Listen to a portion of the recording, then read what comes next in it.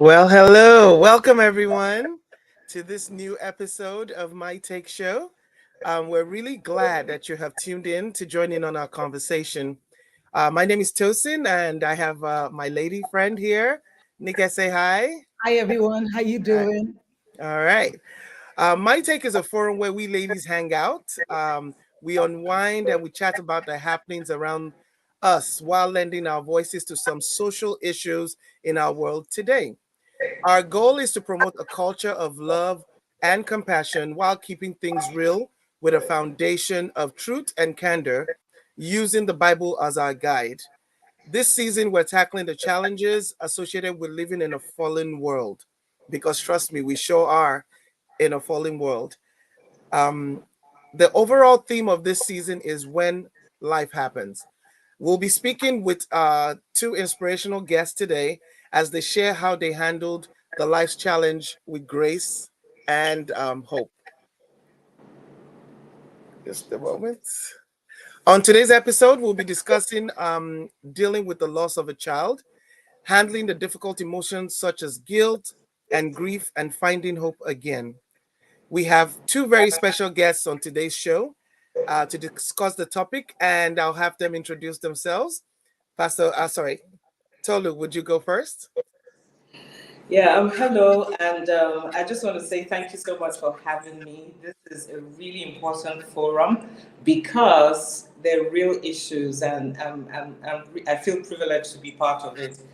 So, my name is Tolu Peters. I like to think of myself as one, a leadership coach, which I am, a change practitioner, I'm a minister, and I'm a human resource executive. So, and I'm also a mom, a wife, a woman, and so I do play so many parts. So it's really a privilege for me to come here and share my story with you.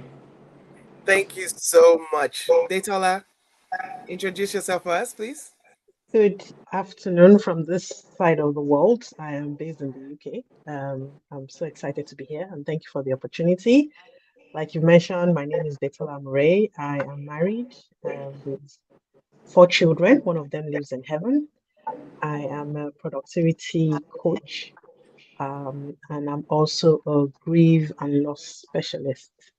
Yeah, I think I'll keep it short for now. Thank you both so much.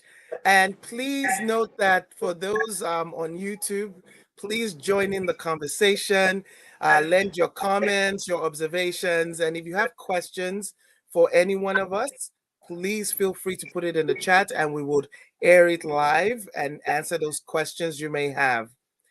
All right, so I have known Tolu Peters for many, many years, and she's a personal friend to the family. And boy, was our community hit really, really bad when her 20-year-old son, Shokwe, went to be with the Lord almost 20 years ago this October. Um, please, Tolu, would you mind sharing with us what happened? Yeah, well, just to correct a little bit, about 10 years. It happened in 2013, so it's 10 years. It does feel like a few years ago every single year, but it actually is, 10 years. So I think I would start by saying that on a quiet evening, just recovering from work and just trying to wind down before we go to bed, I got this call, and it was a call that changed my life forever. And in this call, I was told that my son had been missing for 24 hours and nobody knew where he was. I felt my heart leap because it's not the kind of call you expect on an evening, right? From work. And I started praying, and the policeman on the other line in England was just calm and just waiting for me to recover myself. My husband came in, my brother came in, and from then on, it was just a whirlwind. Everybody was trying to find him. My story is a little bit different from most because it wasn't like he had an accident or he was ill. He just disappeared from the world, and that was very perplexing for all of us. And every day we had to wait for the police report, for updates. It was extremely torturous, and it was traumatic. I In those times, I remember wondering how I got to where I am today. He was not found for 40 days, which I think is also, there's something about 40, right? He was not found for 40 days. And when he was found in the river. He had drowned. Till today, we don't know what it is that happened, how it happened. Nobody knows what happened, but that's where we found ourselves 10 years ago in October. Hearing it still, I mean, too many emotions being conjured. And I said, Tosin, don't shed a tear. It's okay. I am truly sorry for your loss, Tolu. Truly sorry for your loss. Because that is something every parent dreads, you know? So I'll extend that. Detola, would you mind sharing your story? Thank you. So sometimes I never know what version to share, but I'll try and, share the brief version. So in 2018, May, I had a set of twins, boy and girl twins. And it was like, oh, a completion to our family because I already had a girl and a boy. And, it was like, oh, two boys, two girls, right? And it was a really exciting time. But in December of the same year, they had just turned 7 months when my baby boy, Morakio, Caleb, had been feeling poorly. And we had gone to see the doctor, and the doctor was like, oh, it's just a cold, if he's still feeling a bit poorly, put on the shower and, let it run so it would help his airways. So I'd been observing him. I could still see he was struggling with his breathing. And I remember that Sunday morning, it was a Sunday morning, 23rd of December. I was like, should we go to church or should I take him to the hospital? And I was like, you know what, let's go to church. At least healing is in church, right? So we went to church, came back. My husband put him down for a nap. And then I was cooking in the kitchen and I just heard it was almost like an audible voice saying, go and check on Marakion now. And I left everything I was doing, went, checked and saw that he wasn't breathing. But it didn't register. Like I was like, why is this boy holding his breath? Like I was waiting for him to, like breathe, but he wasn't breathing and everything just went into slow mode. I told one of my other children to call their dad. He came and he was like, he's not breathing. Call me. And can you imagine all this while I was still there looking at him, waiting for him to breathe. I was probably in shock at that point. Um, so he's calling the ambulance. I'm trying to resuscitate. A few minutes later, the ambulance comes. They take him to the hospital. And then the police came, and it was almost like, okay, why is the police here? What's going on? I was just really confused. And eventually, a few, the police now. So my husband had gone with him to the hospital, and then I went in the police van, and I think they were waiting for me basically because they tried and tried to resuscitate him. And I got there, they were like, "We're sorry, we tried everything we could. Oh, he's gone." And I just couldn't be, I was dazed of like, what? A whole human being, a whole child, how? And for 7 days, I still got the church, everyone was still praying that he would wake up. Because I'm like, no, God wants to do a miracle and all of that. But eventually, December 31st was when I had to admit that my baby was gone. Yeah. Wow. Yeah, I am also very sorry. It's funny you mentioned December 31st, because that was the day one of my children went to be with the Lord as well. And this show is very, very dear to my heart. That's why when we were picking the shows and everything, and I told Nikkei, I will take this one because this was very dear. I had brief, had Ibukun on the 29th of November, 2004.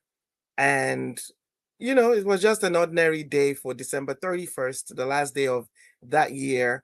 when I woke up. I had nursed her, and I woke up and I saw that she wasn't beside me. And I think my husband wanted to make me give me some sleep, and he took her downstairs to rock her, and then he created this nice place for her to sleep and everything. But unfortunately, she went with SIDS or whatever they wrote on the report. Of course, when I got downstairs and I picked her up, and she was white. Pure white. Just like you mentioned that you were in shock, my legs disappeared, absolutely disappeared. I just went like I had no legs to the floor, and I held her very close to my heart, and I started rushing out the door because there's a hospital not too far from my house, and I started walking, trying to get her to the hospital. It didn't occur to me to call 911 or anything. It just occurred to me to get her to the hospital as fast as I could while shouting at the top of my lungs. And then my husband follows me with the car. My mom woke up because she was with us at that point because I had another 2-year-old. So we all rushed to the hospital. But at the end of the day, she had passed away. So yeah, it was traumatizing. She would have been 19 this coming year, so it is very, very tough. But I had to share that so that people know that we're connected to the stories that we're hosting. Every one of us have gone through something, and we just feel like it's time to, help people out, that there's hope at the end of the day. So I would go to asking, can you explain the different stages of grief that you experienced, Tolu? Because I know I experienced a lot. I experienced a lot. And in some of those stages, we, developed by Elizabeth Kubler-Ross, it's denial, anger, bargaining, depression, guilt, and acceptance. So can you tell me which ones you experienced during this time? We can't hear you. You're muted, Pastor. Oh, sorry. I don't know if it followed that pattern specifically. I know that to start with, I was just in total shock at what I had heard. I mean, so I didn't hear immediately that he was gone. I just heard that he had been missing, And so I was in shock. I was in fear of where he might be, what might be, maybe somebody was harming him. So I was really, really in fear, and I didn't know what to do. I felt helpless. I just didn't know how to cope. It seems there's a bit of an echo on my end, I think. But it was very traumatic for me. And after a while, I felt, when we heard that he had passed, I felt, no, I mean, maybe that's the point of the denial, right? And I really felt very, initially, I didn't feel like it was true. I felt that he had gone to school, he was going to come back, and he was going to be okay. Everything was going to be okay. I thought this was a nasty dream, and that I was going to wake up, and when I wake up, everything is going to be okay. So maybe that we could call the denial part of it. At some point, I trying to think through it all, I was wondering, what did I do? What could I have done differently? How could I have made sure that a thing like this did not happen? And so I kept going over and over my mind, what I could have done better, what I could have done differently. And it still didn't make sense to me. I didn't really feel anger. I felt resigned because I was, a few days before that, I had been listening to a veteran's wife who had, a mother who had lost her son in a war. And I was thinking at that time, oh my God, how must she be feeling? This must be terrible, that kind of thing. But it wasn't something I thought would ever happen to me, And so when it did happen, I remembered that mother, and I was saying, Why would you think it wouldn't happen to you? You know, why would it happen to some people and not happen to the others? And so I did feel so many emotions all throughout at different times of it. At some point, to be honest, I felt quite, suicidal, that I had to take a decision, because this was someone who was 20, so we had had a life together. He was just such a wonderful person, and I didn't think I could go on without him. But as we go on, I'll explain how those emotions turned around a little bit, and how I tried to move myself forward. Thank you so much, Tolu. It's funny you mentioned, having suicidal thoughts. People think that, you know, uh, when you are a person of faith, that you don't have this, you don't go through these things. Oh, you should be strong about it. You should shake, like they'll say in my country, Sharagiri, because I remember very well at the hospital, even at the hospital, people were telling me, why are you crying? At least you have another child. People said so, but we'll get to that part. But I just want to tell you that people think that because you're a person of faith, you're not going to be attacked. You're not going to have all these emotions. We're humans at the end of the day, you know? So, Detola, can you explain to us what stages you went through? Okay, so before I talk about the stages that I went through, I wanted to give a bit of, because of the training I've done, uh, there's this misconception around those 5 stages of grief.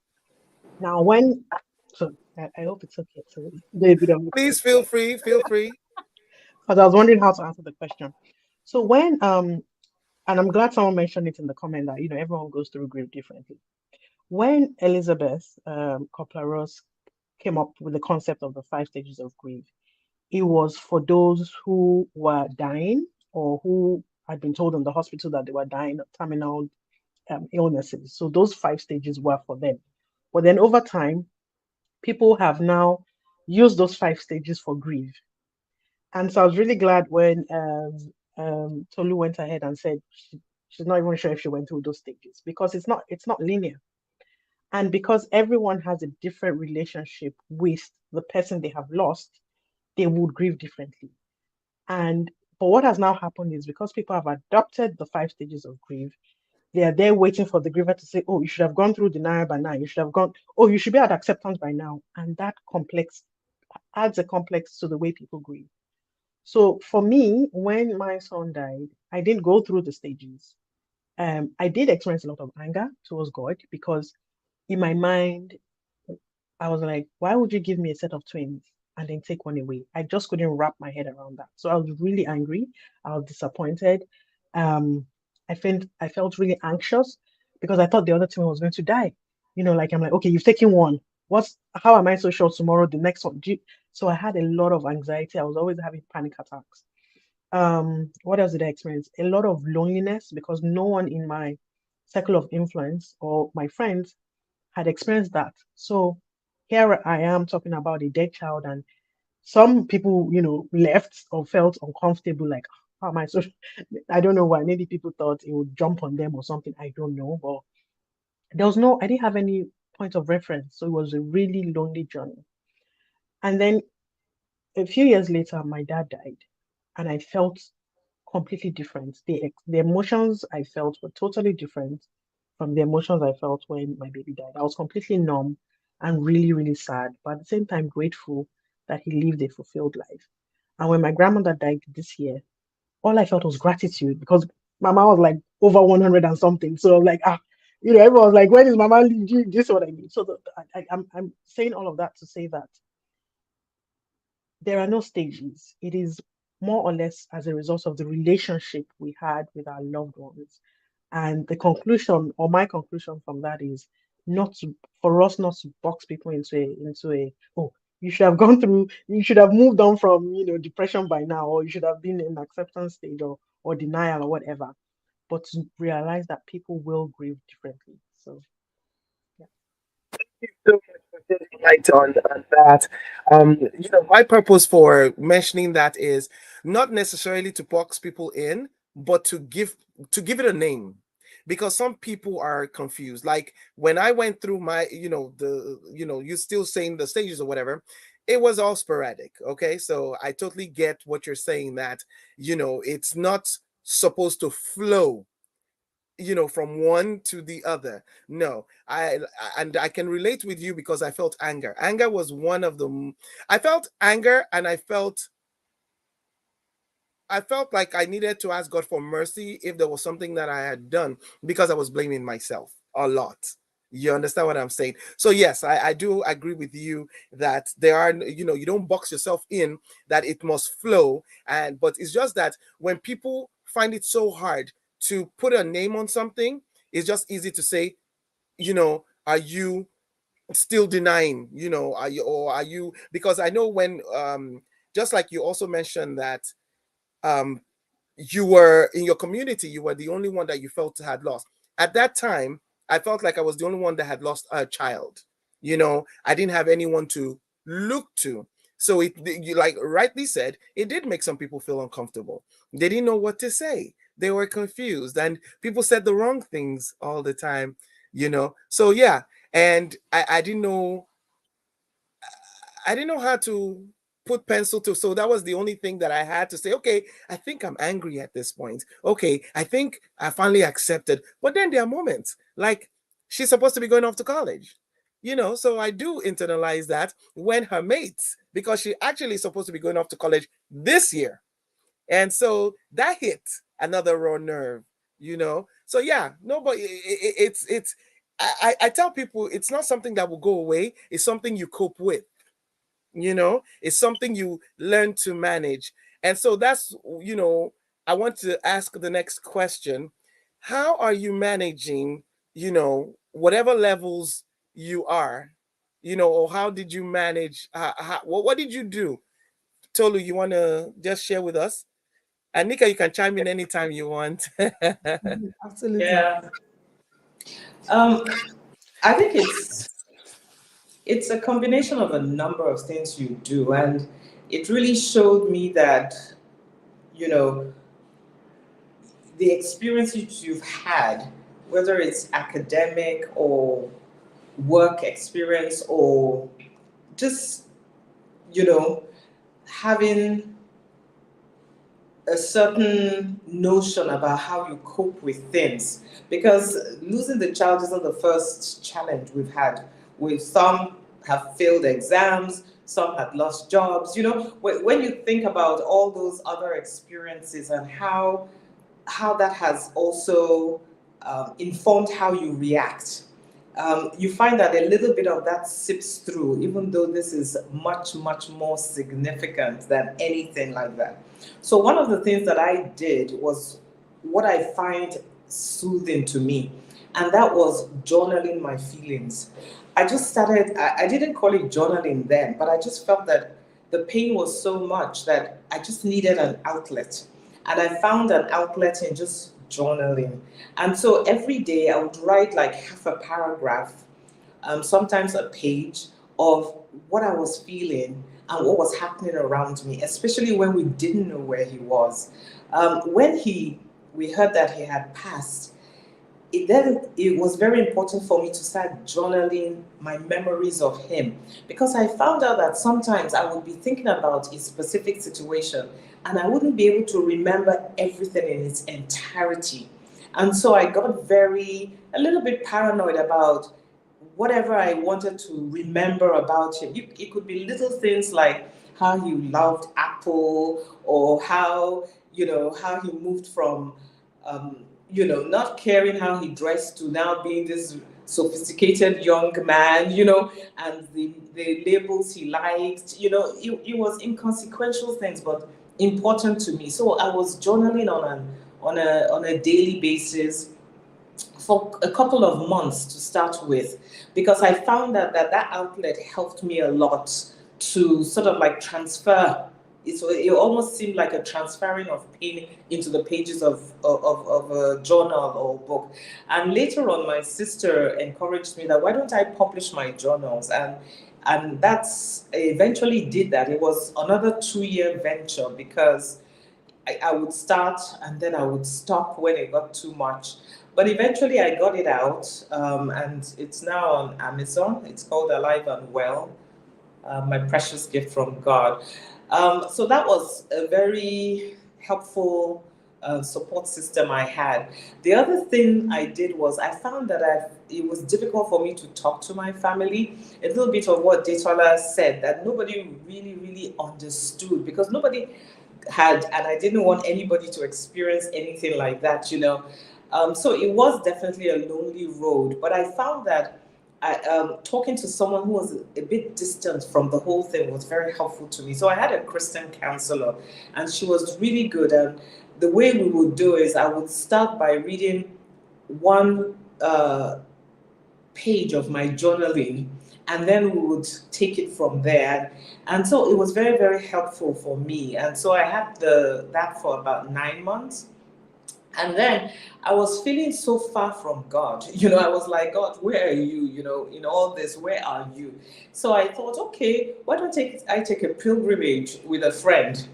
You know, maybe going to the Holy Land will make me feel closer to God. I have to say it didn't, because it's not about the place or event.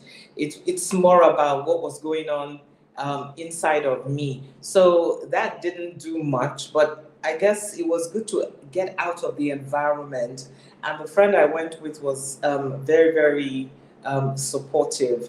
I also, well, the counselor asked me do I want someone to pray with me, and she recommended an Anglican church actually that had a prayer institute. So the reverend in charge, I made an appointment with her, and we went to her office, and she had somebody else who was praying already all the time. And I cried so much. I mean, I felt that my whole guts will come out that day, you know.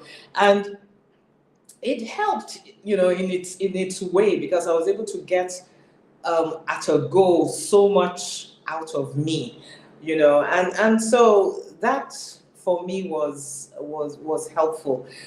You know, when I got to a point where I had to sit down and say, what do I want to do with my life, you know, and I felt that, you know, there are three options, you know, that can happen. One was what I had said. Do you want to just jump off a roof, or do you want to just go crazy? Or because of my daughter, do I want to just move on with life, you know? And I told myself, whichever choice that I took, I would see to the end, you know. And of course, I chose my daughter because I know she needs me, you know, she needs me really badly. And so, because I chose that, I then felt that I had to now look at all the things that I had sort of like given up on. Like, I was putting up a lot of weight because I was doing a lot of comfort eating. So I registered in a gym, got a coach. I really got slim.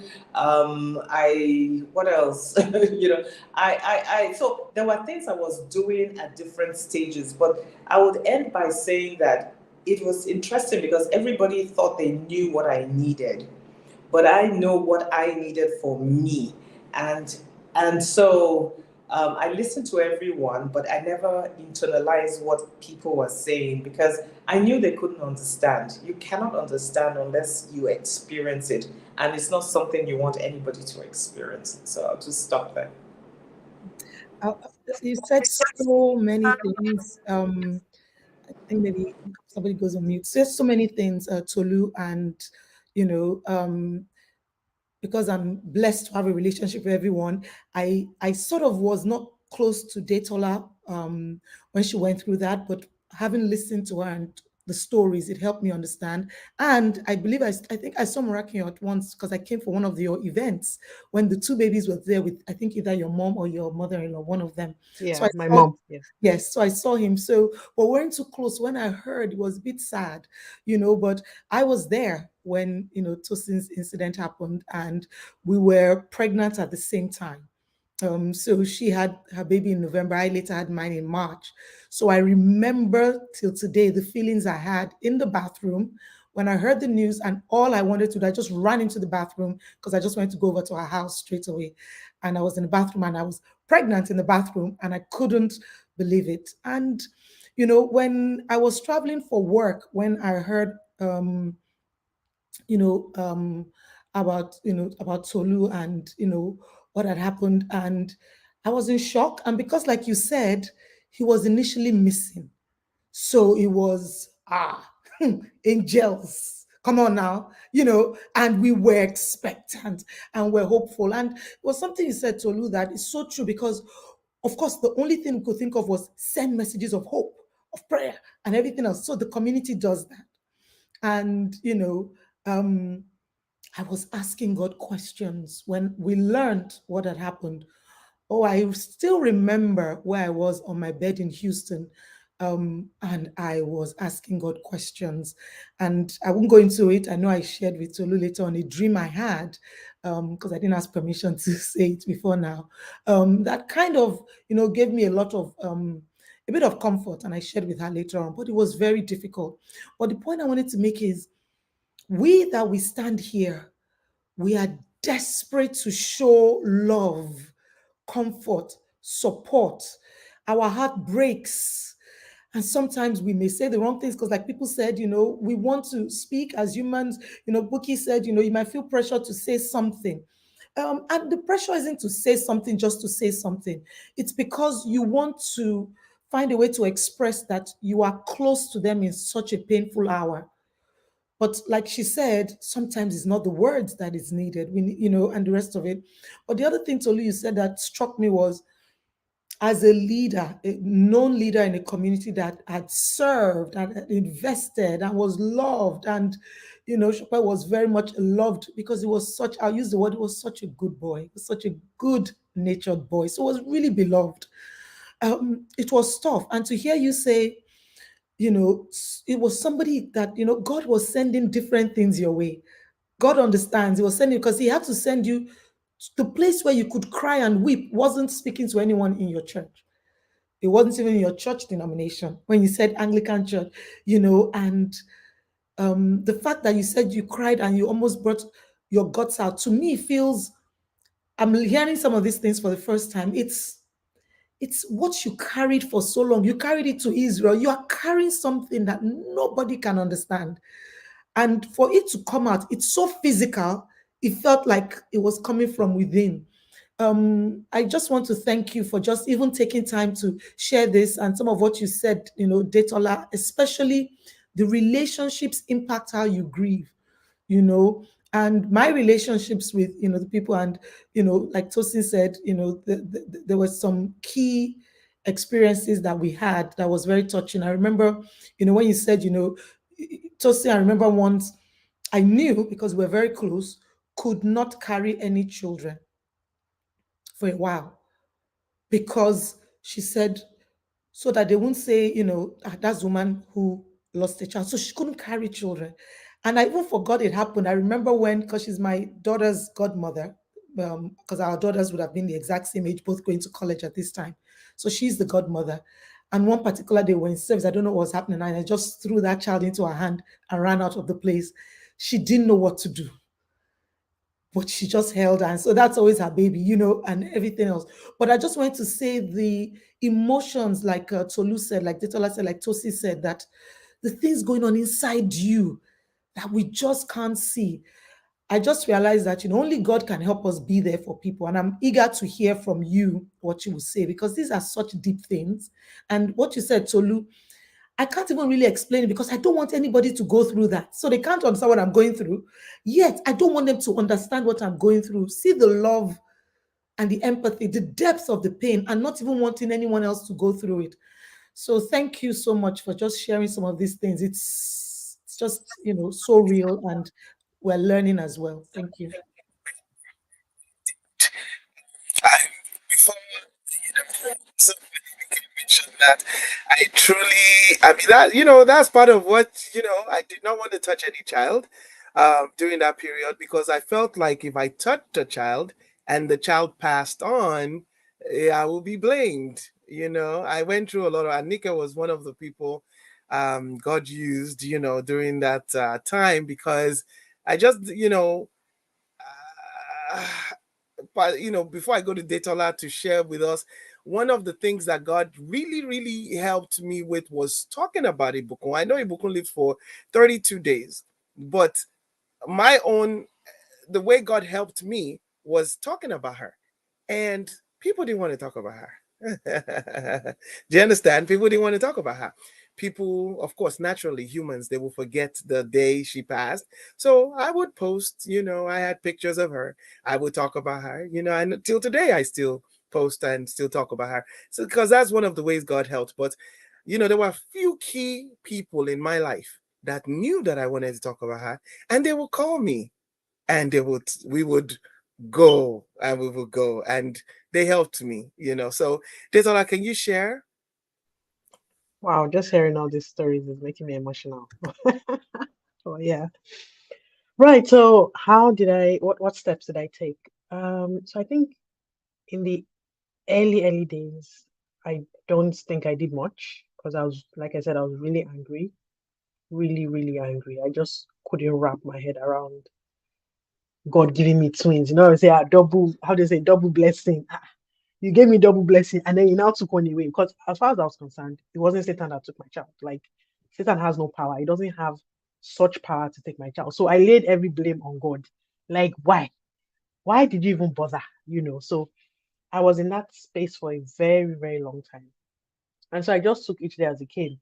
I would see God do things. I was like, God, I see you. I see you're trying to, but I'm not talking to you right now. Like, that was how I would see him do all these amazing things around me. I was like, I'm not talking to you. You took my baby. Why? Why did you take my baby? So I was there for a long time. But I think when I started the healing journey, it was of two folds. So the first one was running back to God. I remember someone saying to me, I know all you want to do is throw a tantrum, but it's fine. God can handle your tantrum. Just imagine if you're carrying a young child who's screaming and the mother is just holding, say, I see you, it's okay. I should imagine myself like that with God.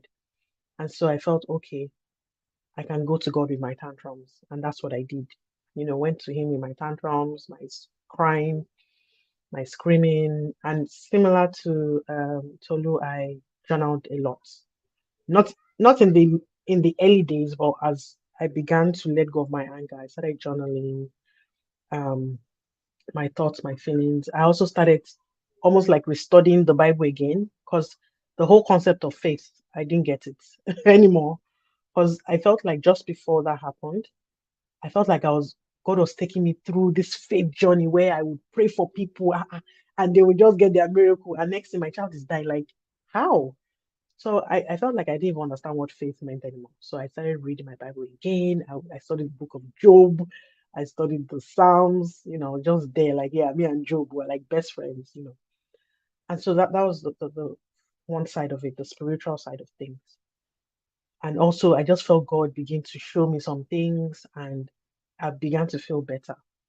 But on the other side, I knew that emotionally I was still a wreck. And so I started looking for help, for emotional help. I would go for support groups for bereaved moms, and they just made me more angry. They made me really angry. Like, you hear all these stories of mothers who had lost a child 10 years ago and they were still in so much pain. I'm like, I don't want this to be me. I started asking those questions, similar to what Tony said, like, what do you want to do now? Because at one point, I just felt, what's the point? My child isn't here. Why am I here? But I started believing that, there was something that God still had a plan for me. And so I started seeking help. I tried traditional counseling, but that didn't really help me because all I did was talk about my pain. And my counselor would just nod and say a few things. And then when it was 1 hour, she's like, oh, look at the time. We need to wrap it up. And it was almost like I was going back home with my pain. And so that didn't work for me. So what really helped me emotionally was now going through grief, like some inner healing work, doing some grief therapy, which I now went on to certify in, and I'm now able to use that to help others. So it was, going through a spiritual journey with God and an emotional journey of some healing hard work that really helped me. Yeah. Thank you so much, Datola. Thank you. You know, I was very angry. I remember going to a prayer meeting because my husband was in charge of the prayer department at Jesus House. And I remember going to a prayer meeting that we have monthly. And a lot of those things sounded so Christianese to me. And typically, you just keep quiet and you listen. Trust me, I've been serving God since I was God knows what, parents deep in the Lord, everything. So I wasn't a baby Christian or whatever. But when it sounded so Christianese, and during the prayer, you keep quiet, and everyone's supposed to go around. People raise your hands if you want to say something. And I just raised my hand and I just sounded like I was playing devil's advocate. I just started debunking so many things they were saying because I was in an angry state and they didn't even know how to respond. And so I said, okay, they didn't expect, maybe some of them later spoke behind and said, oh, just leave her alone, stuff like that. But yes, I did go through those times. So I want to ask this question, to help. And I know that they've been talking about it in the chats and everything. What do you want to tell people that are trying to sympathize, empathize, try to, when they come around, what should they be doing? What should they be saying? What should they not be saying? Tolu, what do you think? Help us out. Well, first of all, I want to say that people were so supportive. I mean, for my own experience, the love was completely overwhelming in so many areas. My family, my church family, my work family. I mean, I've never seen, even my community, I've never seen so people pour so much into another family like I saw then. So I am very, very grateful for all that people. I mean, it's too numerous to mention, but name it, I'm sure I received it. And so I'm very, very thankful for it. The few things I would say for those who are sympathizing, and I remember Nika asked me this question. I mean, that's one thing I remember. She said, what does someone do with someone like you, or something like that? How does one support someone like you? And I hadn't really thought about it until she had asked that question, and I sort of like looked back onto my own experience, and some of the things that came to my mind was, let people grieve. Let people grieve. Grieving process is so important because it's part of the healing process. And so, because you are feeling uncomfortable, as I think Datola mentioned, that does not mean you have to, if you're not careful as a sympathizer, you will become self-serving, so you want to support the individual, but in reality, sometimes you are serving yourself. You're serving yourself because, okay, I don't want to talk about your child that is lost, so let's talk about something else. Whereas the person wants to talk about the child that they've lost, So I would say let individuals grieve. Go the direction that the grieving person wants to go. So I wanted to talk about Matt Shopper, and every time people didn't want to talk about him, it was like he was being buried again, And I think this is a feeling that resonates with, I guess, the three of us who are here, And so I would say be observant. Forget about how you feel and focus on how the other person, the grieving person, is feeling. Wherever they want to go with them there. And going with them there, whether it's physical, whether it's through conversation, whether it's through action, and suspend judgment, because it's not a normal time for the grieving person. I always tell people that, every loss is very traumatic, or is traumatic up to a point. But why a child's own is degrees more traumatic is because when you lose your father, you lose your mother, no matter how much you love them, that's a natural order. When you lose your child, that's an unnatural order. Your child is supposed to outlive you. you're not supposed to be burying your child. Whereas it is normal to bury our parents, and our prayers that they will live to a very, very, very long, So when Detola said, her grandmother was, I think, 100 and something, yes, that's a celebration for a life well spent. So people don't sometimes realize that there is a difference between losing a parent and losing a child, and for the parent as well, who loses a child, like my mom did, it's the same situation. It's very traumatic. So please be observant. Please go where the grieving person wants to go. Don't let it be about you. Let it be about the other person. So those are the few words that I would say on that. Thank you so much. I remember there were 2 or 3 things that irritated me a lot. Um, Number one was someone was trying to connect the loss of my child to her house being burnt down. Yes. And if not for the home training I had, it would have been a different story, Another one were our beautiful people coming to pray for you and telling you that in 9 months you'll have another child. My mind was not there at all. Okay. So those things irritated. So I wouldn't say amen to those prayers, but I'll let people do their prayers, because again, the home training I had. So I noticed that I did not lash out when I wanted to. I wanted to lash out a lot. I remember I had a very difficult moment when 2 weeks after it looked as if the world had moved on, but my baby was still gone. That was a very tough thing. So, and then the last thing I'll mention is when people would call on the phone and say their condolences, and then they'll ask me what happened. And I'll tell them, I don't want to talk to you, and hang up the phone nicely. Thank you for calling. Don't call people and ask them what happened. If you can't visit, don't be asking them what happened. I think that's very rude. I never ask them on the phone or through a text what happened. If you can't visit them, even if you visit them, don't be asking them that. Let them, like Pastor Tolu said, go with the flow. Go with the flow of where the person wants to go. Detola, do you have any to add to? Oh yeah, a lot. But I'll try to keep it. I'll try to keep it short.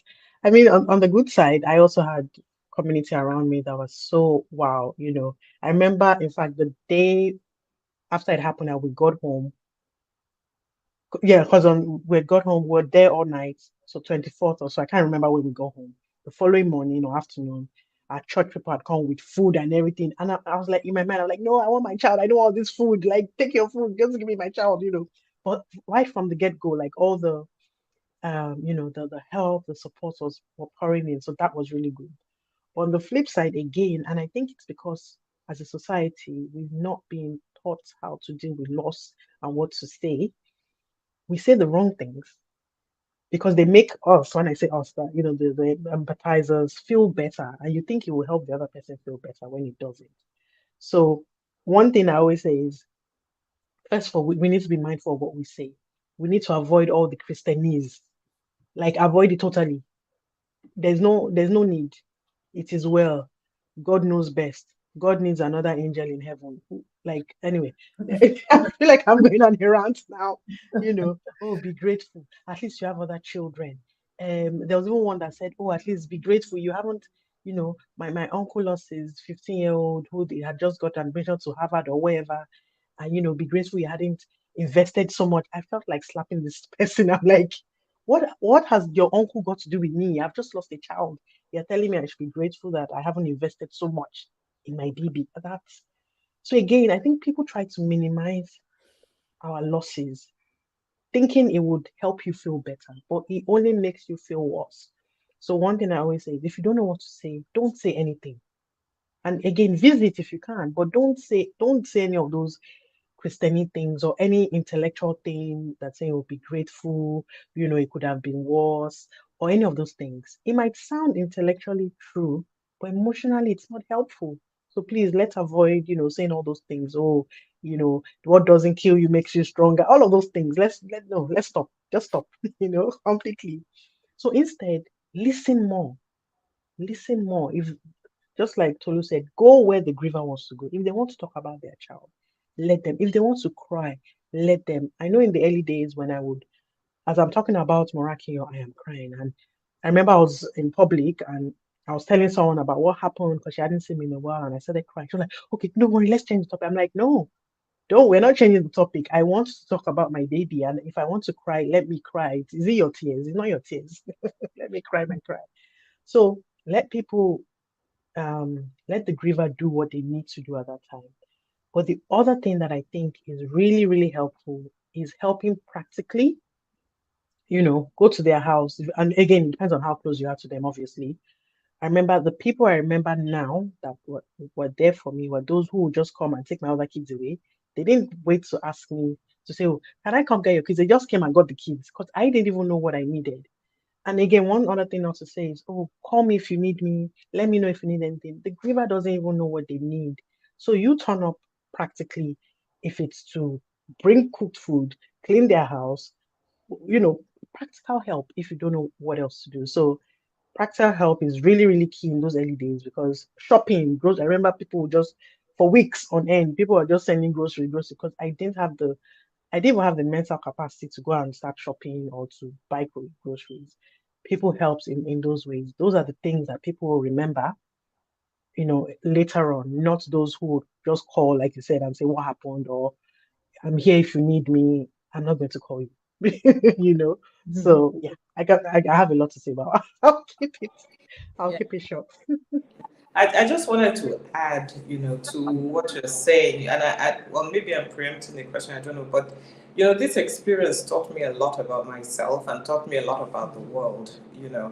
And what it taught me for me was that people truly cannot understand an experience that they have not had. So if the highest pain that you have experienced is that you failed an exam, you really can't wrap your mind around anything else that is beyond that. And when I understood that, it helped me to also be a lot more tolerant with people because a lot of what you've said and Tosin has said, we hear a lot of things, but I became more tolerant because I realized that it's a pain that they really truly cannot understand. I remember, and when you said people should just sit and be with the person as opposed to say things that comes out wrong. I remember even when our senior pastor visited the home, he just said, you know what, I don't understand what's going on. I don't understand why, but I'm here for you, and he left it at that. And I really, really appreciated it because he was so real. He didn't come with prayers, long prayers and anointing my head and stuff like that. He just said how he felt. And he said, I also don't understand. I really don't understand. He says, I did so worse as a child. Nothing happened to me. I don't understand, And that really made me feel his love because he wasn't trying to pretend to be what he was not. He truly didn't understand. I didn't understand. Nobody understood. He wasn't trying to be religious or anything. He just said it like it was and just sat with me for a while. And I really appreciated his authentic self coming through in that situation. Sorry, can I just quickly say that as well? As you mentioned your pastor, I remember my pastor too. When he came, he was just quiet.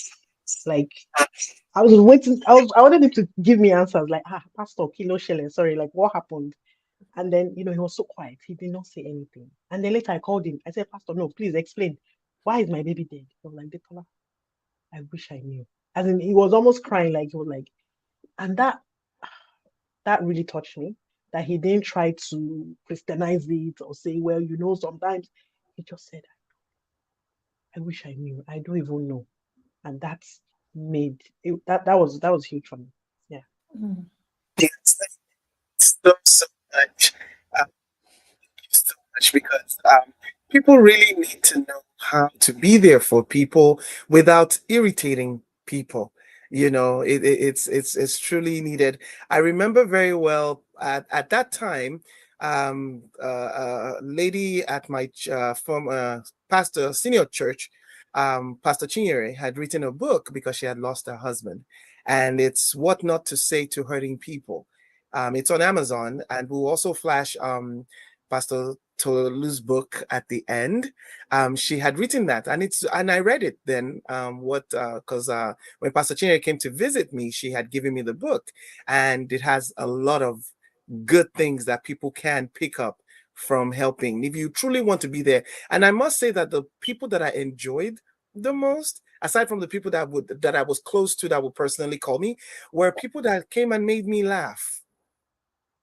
You know, because for a moment, I felt when the Bible says laughter is a good medicine, the Bible knows what it's saying, you know. And so they would come and make me laugh, and I enjoyed those moments, you know. So I wanted to mention that. At this time, I would like to ask, what comforting words do you have for people that have lost? I wanted to say people that just recently lost, but then I realized that people that have lost, that have not had time to deal with deal or manage, are still going through a lot, and there's something that you guys may share with them that will help.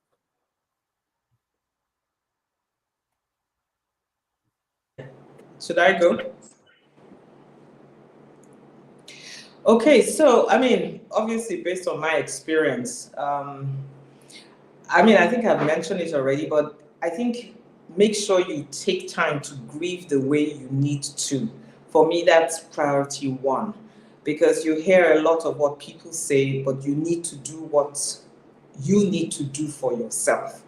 And I think, when you're in so much grief, you actually become a little bit selfish, because you're trying to recover, you're trying to make sense of what's going on. And so whatever you need to do to grieve how you need to grieve, please take time to do that. The other thing I would say would be to find a reason why it's important for you to keep going. And that was helpful for me, and to stay the course. My daughter it was very clear to me that, no matter what I wanted to do, my daughter was central to my decision, because depending on where you are, sometimes your mind even tricks you about how you feel, what's going on, whether it's real, it's not real. And I think when you have, what I call a hook, I call it a hook something that brings reality back to your life, even in that period of grief. It's very compelling, and it's very strong motivator to try and recover to the extent that you can. So I say find that reason why it's important for you to keep going, and stay the course when you do find the reason. The other thing I would say would be to hold on to your faith. Eventually let God in. It's funny for me, to be honest. I felt God was very far from me.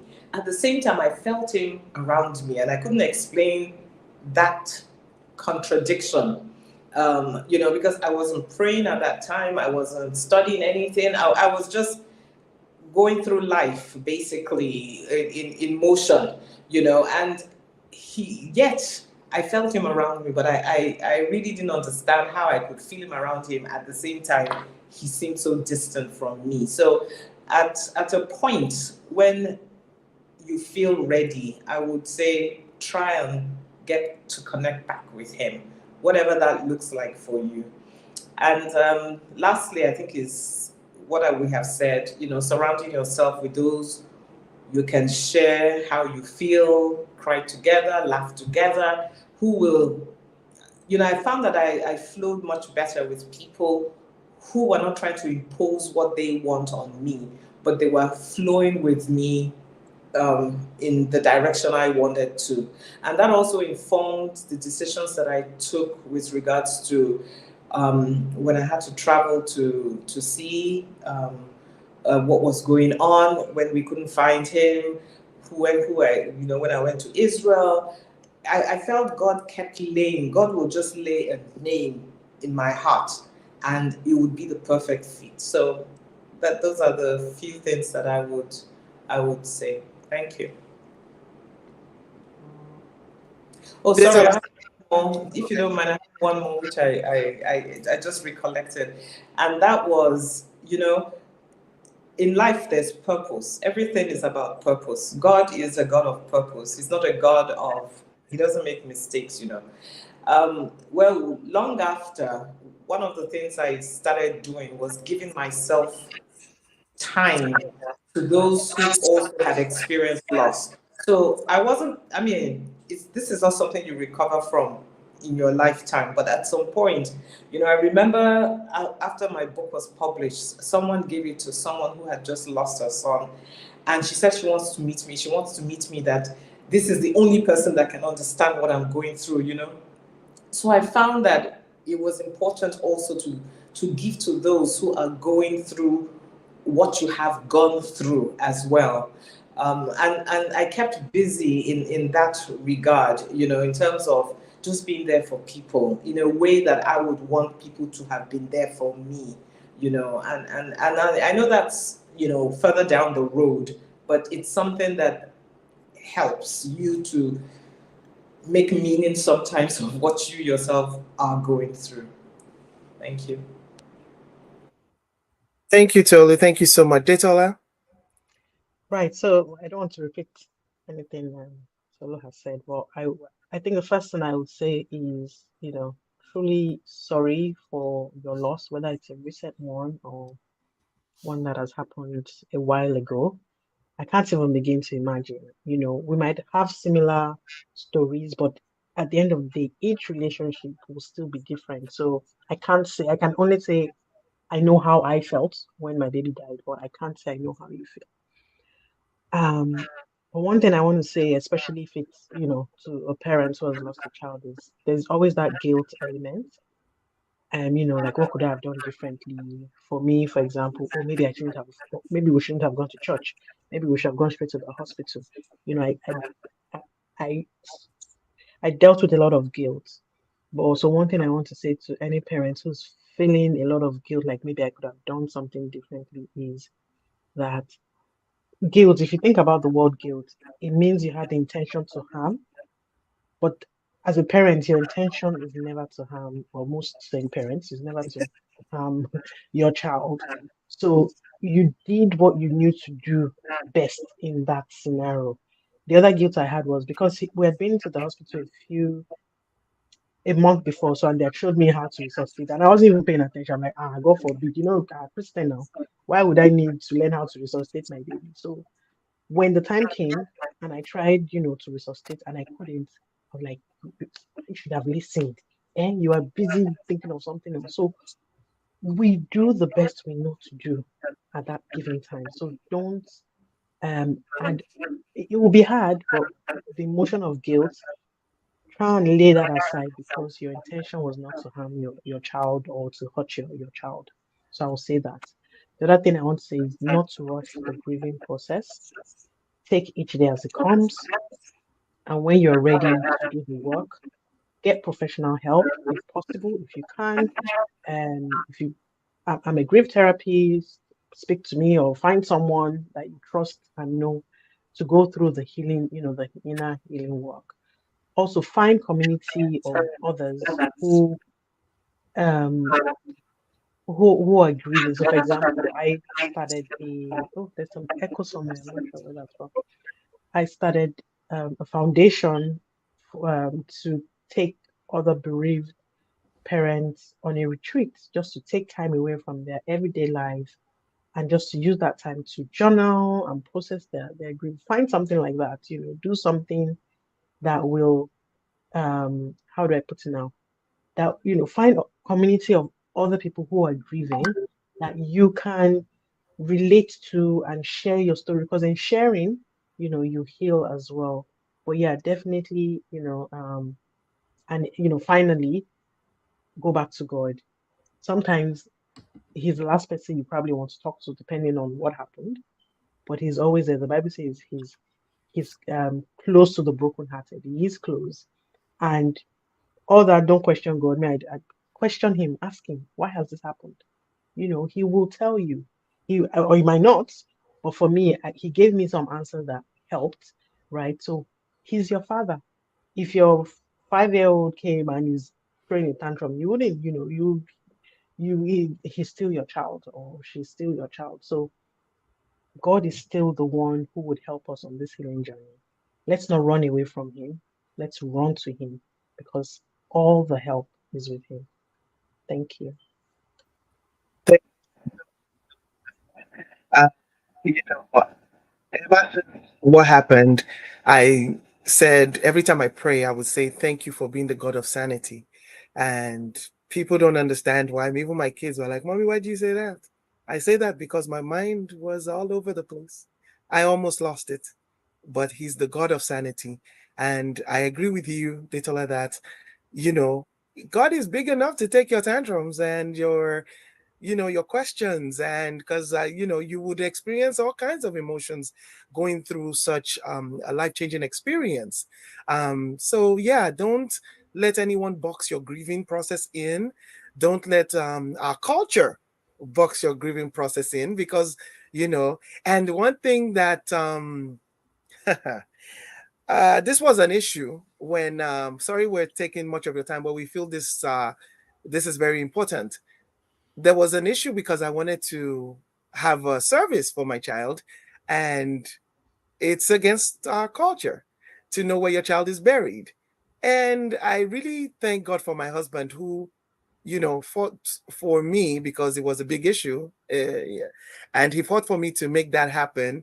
And knowing where, of course, I did cave in a bit, but I told my sister to go and know where the child is buried. You wonder why other cultures go and see where they dust off the thing, the tombstone, and they put flowers and everything. It helps with the grieving process. But in our culture, we're not supposed to know where our child is buried and all of that. What is that going to do if you don't know where your child? I mean, I'm asking, is that like a spiritual thing or whatever? It's okay to know where your child That's is a whole buried. separate podcast, or a I whole separate. know. Well, I just don't get it, And so I'm like, yes, I love my culture, but my culture should not box me in from my grieving Yeah. process, So please, it's okay if you want to, have a service for your child. You want to talk about the child you've lost and all of that. It helps with the grieving process. Our culture knows how to squeeze us in, but God knows how to help us get back out. So thank you all so much. I just want to end with something, I know we've talked about some heavy discussions, but please, and that's Chopin. That's the book that Tolu Peters wrote about him, a year after. And we miss him till today. We miss him. So basically, I want you to just share some brief highlights about your child. I really want you to do that. So, Detola, you can go ahead.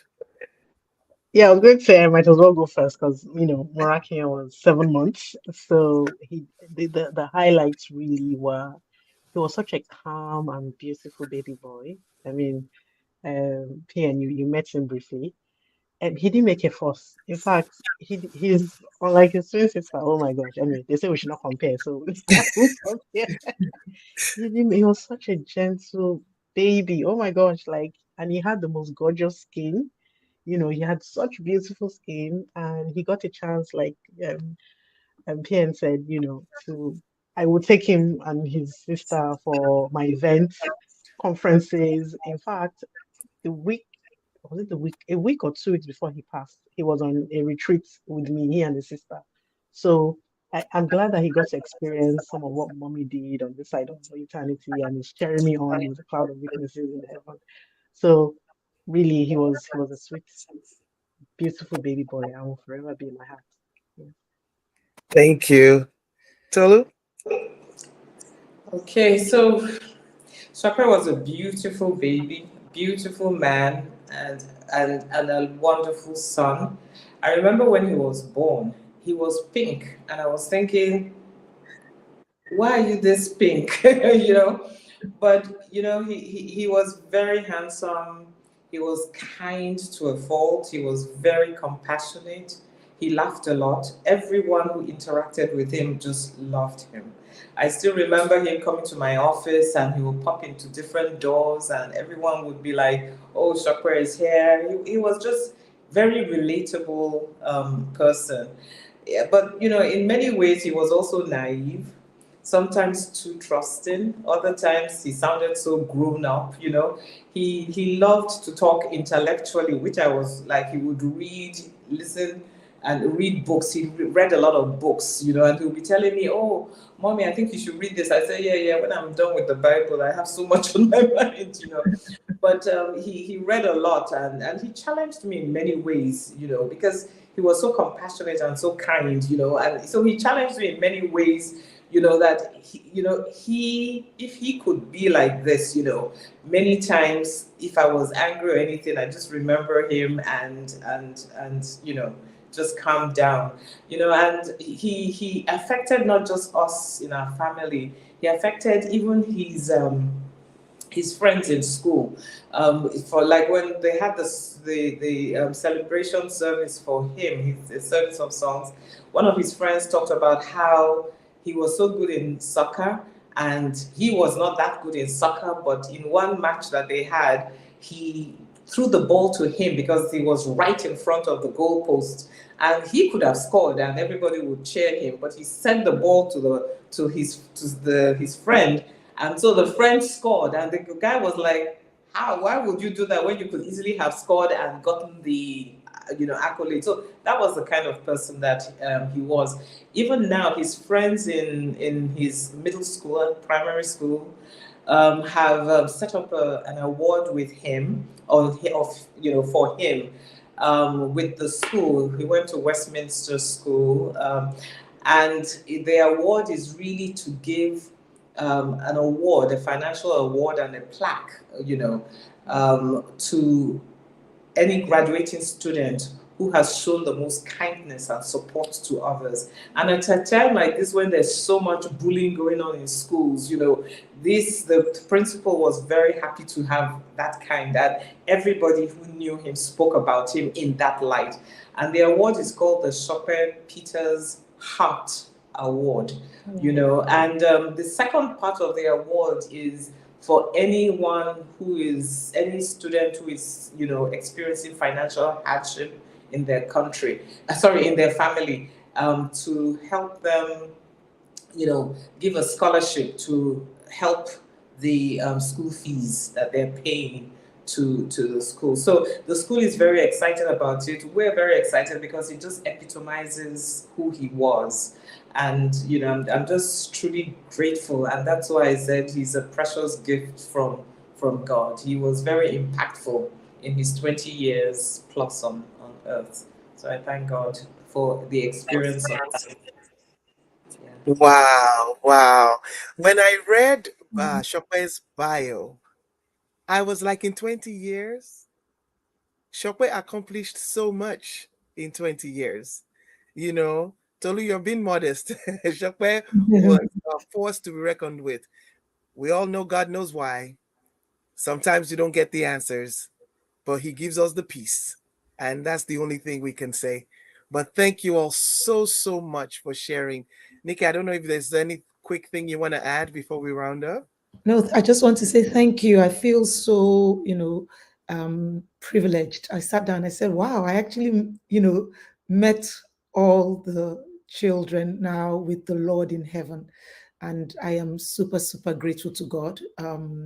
And thank you to, there was so much that everybody said, here in the comments. I know you might not be able to see all the comments, but so many encouraging words of love.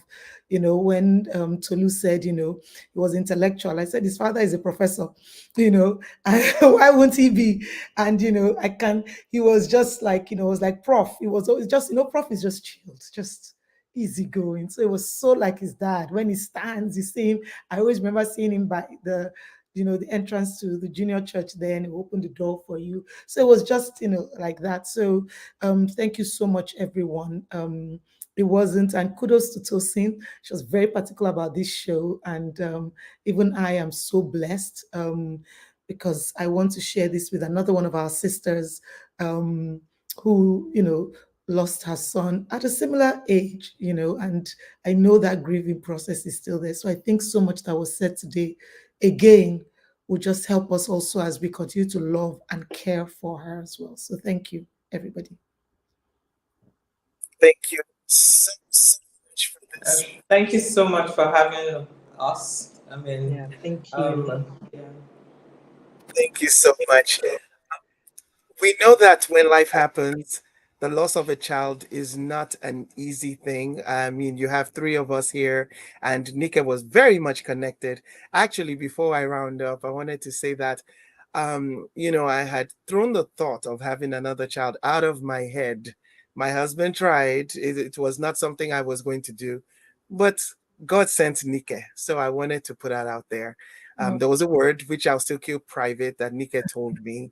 And that just gave me the release I needed. And so I later on went to have a 16-year-old and a 13-year-old. So, And one of the things that Tosi also helped us in our group to learn, because Tosi will also say, people, I'm upset with you. You guys did not reach out this way. And we'll be like, now. And she's like, no, because this particular one, but she was vulnerable enough. And, what is humbling is that, we both share a special day, so that's something else, because she, of course, loves my children like her own, but one of my children was born on the day Ibukun passed. So that every day, she's the first to say happy birthday. I'm the first to say, happy. Well, I try to be, but we connect on that day because we're both celebrating, special days on that day. So she helped us make it normal. She would speak, and tell us, and so she really helped us in that process to understand there's no time limit. So that's one thing she did for us, to just help us understand that it's okay for me to come and say another year and we can respond back and the rest of it. So on today's show as well, I just want to thank everybody. Statolu and Detola said phenomenal things. When people need to just follow the leading, and that for me is one of the most powerful things that I heard today, that I would even have put in any situation, anything and people are going through, follow the leading.